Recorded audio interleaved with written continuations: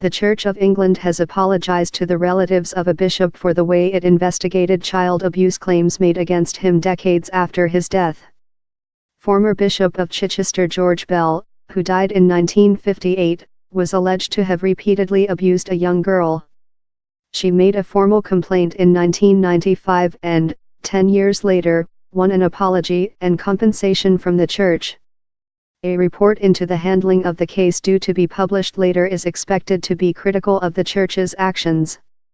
Ahead of the publication of Lord Carlisle's report, the current Bishop of Chichester, the Right Reverend Martin Warner, praised the dignity and integrity of Bishop Bell's accuser, but said the church inquiry paid inadequate attention to the rights of those who are dead.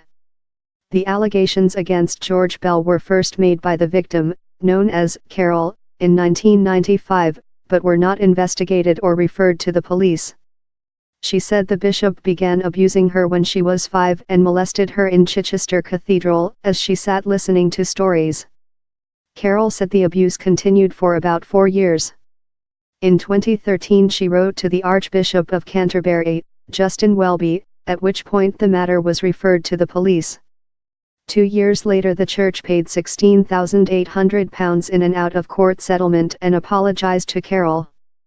However, the George Bell group of supporters of the former bishop sought and gained a review into how the church arrived at that decision. Lord Carlisle will publish the review's findings at 10 o'clock GMT on Friday.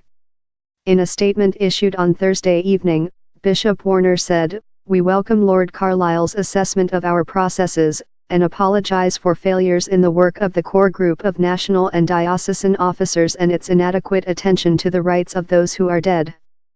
The emotive principle of innocent until proven guilty is a standard by which our actions are judged, and we have to ensure as best we can that justice is seen to be done."